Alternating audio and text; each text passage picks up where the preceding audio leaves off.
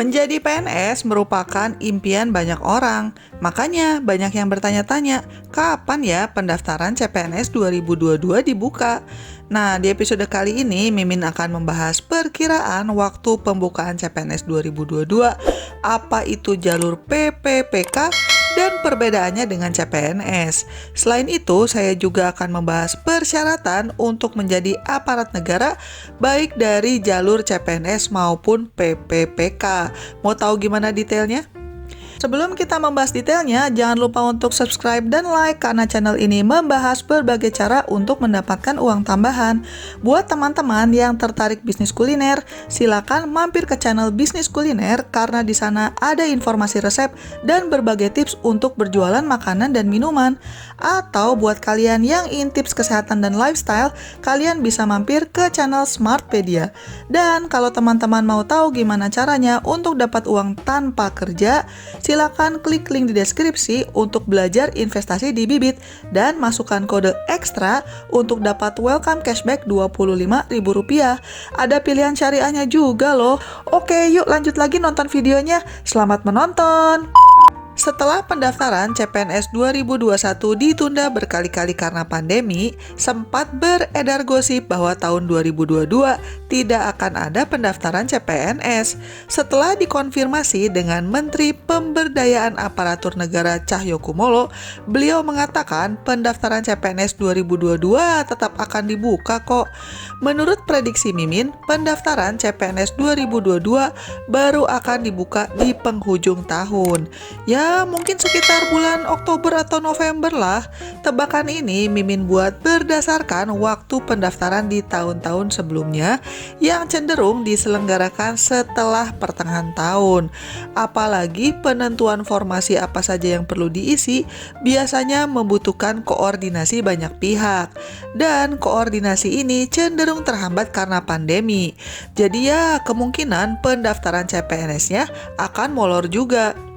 Namun sebagai catatan, jumlah lowongan CPNS di tahun 2022 akan lebih terbatas karena disesuaikan dengan kebutuhan dan akan ada lebih banyak lowongan abdi negara yang diisi melalui jalur PPPK.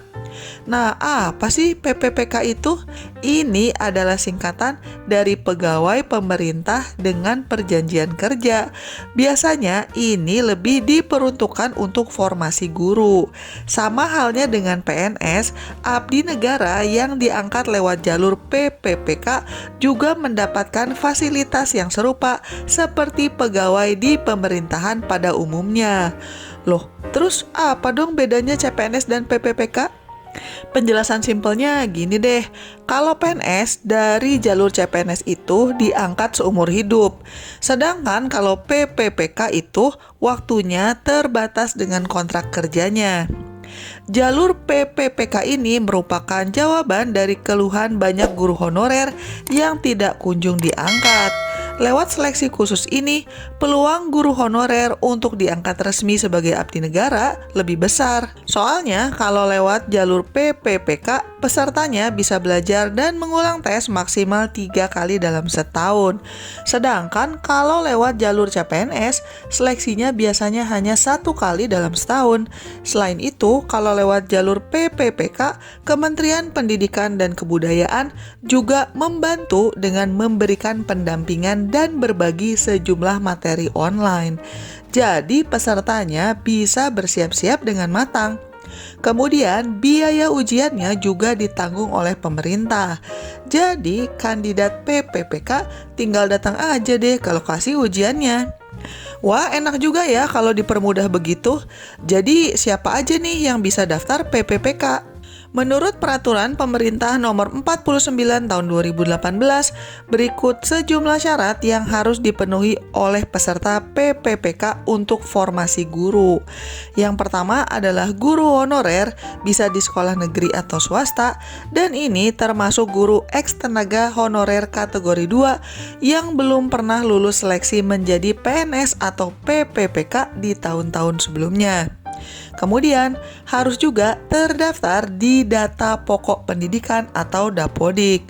Atau kalian juga bisa merupakan lulusan pendidikan profesi guru atau PPG yang saat ini sedang tidak mengajar. Kalau teman-teman memenuhi persyaratan di atas, bisa daftar PPPK.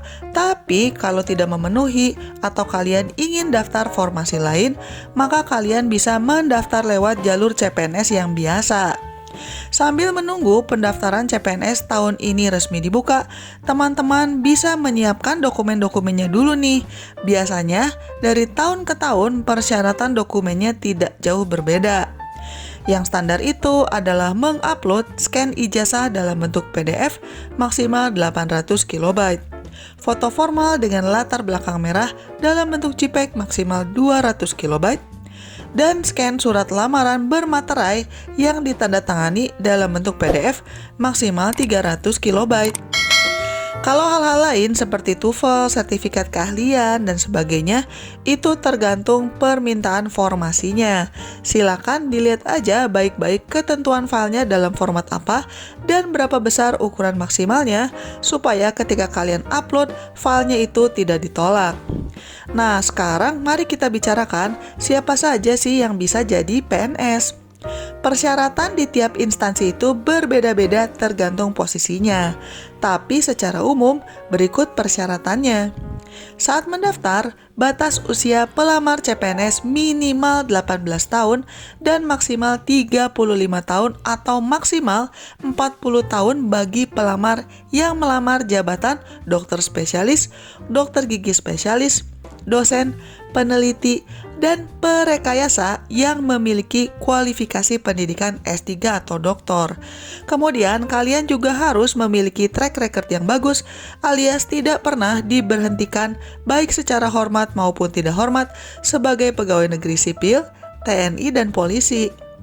Selanjutnya, belum berstatus sebagai CPNS, PNS, TNI, atau anggota Kepolisian Republik Indonesia. Nah, kalau kalian sudah pernah jadi CPNS terus mundur bagaimana? Sayangnya, kalau kalian pernah mengundurkan diri ketika menjadi calon PNS di tahun-tahun sebelumnya, maka kalian dikenakan sanksi tidak bisa mendaftar lagi.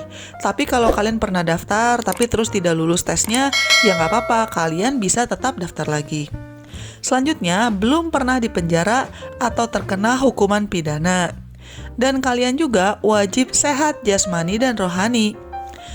Minimal kalian memiliki ijazah SMA atau sederajat, tapi sebagai catatan, lowongan yang bisa kalian daftar untuk lulusan SMA itu terbatas juga, tergantung kualifikasi yang diminta oleh posisi tersebut.